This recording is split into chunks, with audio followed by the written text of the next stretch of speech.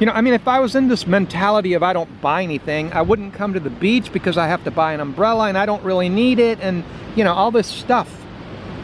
And I think that a lot of times people might think, well, wow, this guy's really flat and broke, just like he says in his videos. No, I'm smart frugal.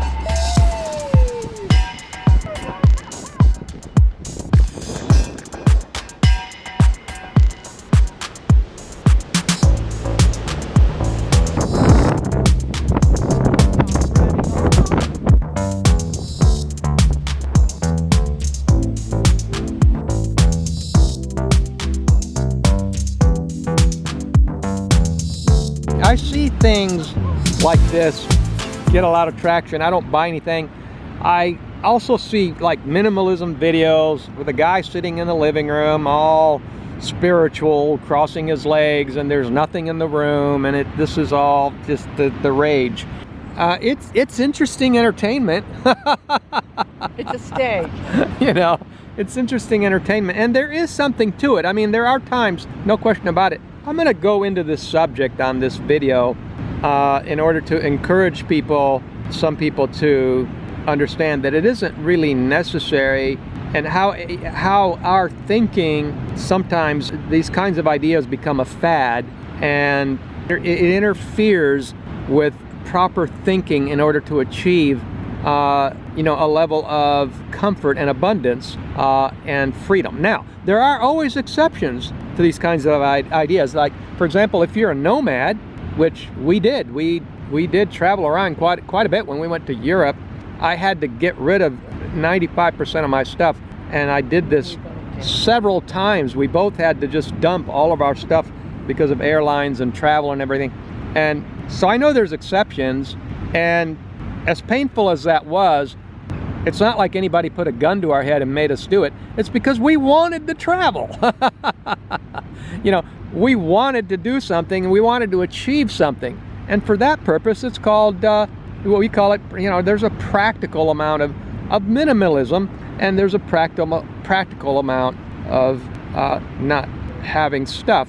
But when the time comes when you're no longer really going from place to place here and there, I'm just saying there's not only one way of doing things. But when I compare, which people do this, they compare, and you hear somebody that's young and a multimillionaire, and he says he wears $5 shirts, and he's showing you how frugal he is, and that's great. More power to him. But I just kind of chuckle at those things because I don't wear $5 shirts. You know, I in my cupboard, I've got $20, $30, $40 shirts a lot of the times that I only paid $2, $3 for. And so I'm not bragging about this. I'm just saying there isn't only one way of doing things.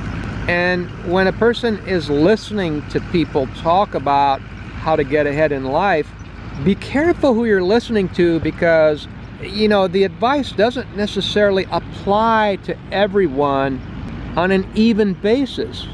Because, you know, you've got people that, for example, I know a guy that's surrounded, just by virtue of the location that he lives in, a high cost of living area with lots of extremely wealthy people, like, say, Palm Beach, Florida, right?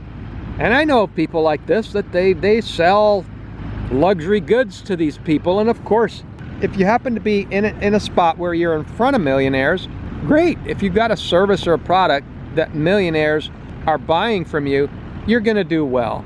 And it's like, if I can achieve a level of comfort that I'm happy with, and a level of freedom, and I achieve it in my own way, and I'm happy, who's to say? I mean, there's a story, as an example, of I like listening to 100-year-olds because they've lived a long time.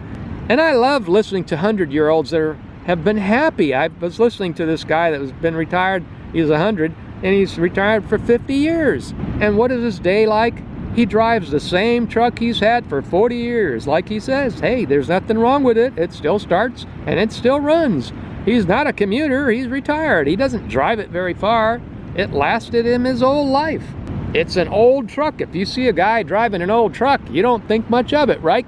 we all want to watch the millionaires on YouTube with their yachts and their $1 million cars and all that, but this guy is super happy, and he's not only has the same truck, he's in the same house he's been in the whole 50 years. So he lives in this little older home that's well kept, but every day he has the routine, and he does something he enjoys every single day, and he's happy, and he's married to the same woman, and they enjoy each other's company.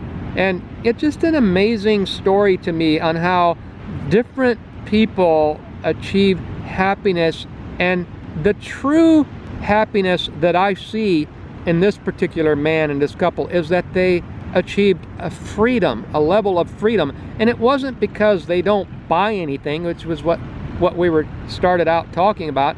It's because they understand the value of what they already own, and how just taking care of his solid truck over the years and not overusing it and abusing it has allowed him to just keep the truck. And the same thing with his house. And it isn't that he doesn't have anything, or that his house is empty and he's just got 4 walls. Or what they really mean when they say I don't buy anything is that they're not making consumerist choices. Because why wouldn't you buy a piece of real estate that cash flows every month?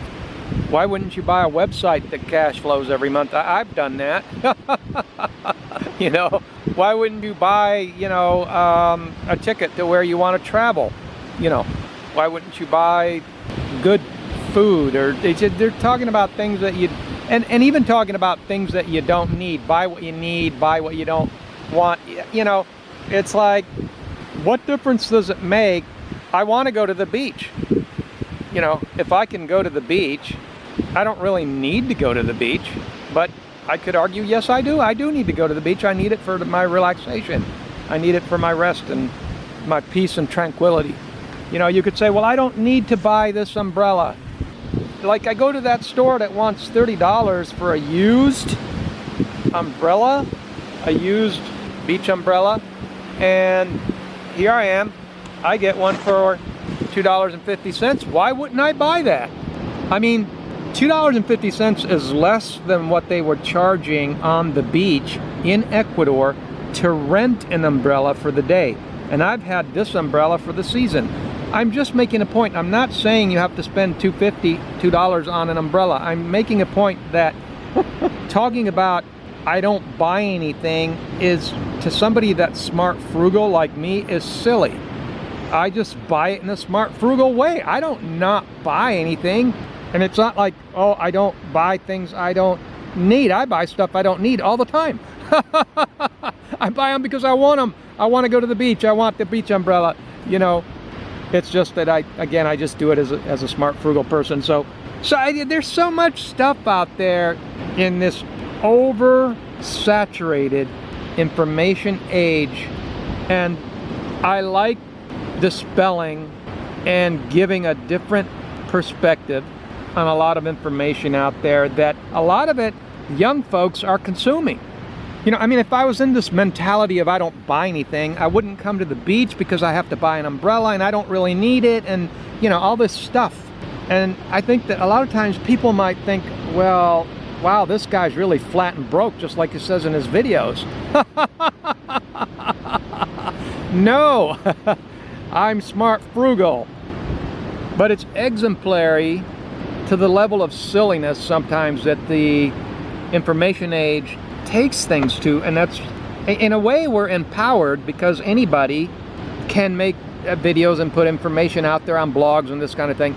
But at the same time, that's exactly the problem, that anybody can do it.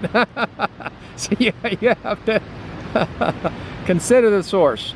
And you know, with the way that these algorithms play favoritism, you know, people get fed a lot of information, and especially younger people, they really should get better, much better information than what is out there. Almost everything I buy in a smart, frugal way, and I don't have this sense that I am buying things I don't need, or that I'm being wasteful, or that I need to go without, or I shouldn't have done it, or it's a more carefree way of living. You know, it's a more stress-free way of living, because when you feel deprived, it's stressful. and I don't want to bore you with the prices, but it's like I have dumped so many wardrobes in the last 10 years of world travel, and I have videos about it, and it was painful at first because coming from the point of view of someone that wasn't traveling before to where you've got decent, good quality clothes that last many years that I also bought smart, frugal, and just with a lot of value, and then you dump them, and it's painful, you know. And then you figure out, even when traveling, you take that attitude with you, you take the smart, frugal with you. And I've replaced wardrobes now multiple times abroad in a really smart way, which is pretty amazing. And so my point is, even if I have to dump my wardrobe, I never went without. I never said, oh, I can't buy, or I shouldn't. Oh, I shouldn't buy myself, or I can't buy myself this or that or the other. And yet we still live within our means without going into debt and without having to buy into the delayed life plan.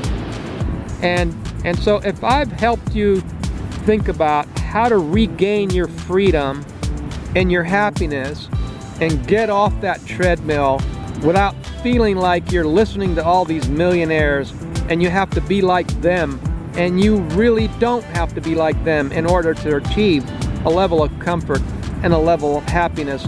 And it has nothing to do with not buying anything, but it does have something to do with understanding value and freedom. So I hope you enjoyed the video. Thanks for coming to my channel, and have a wonderful day.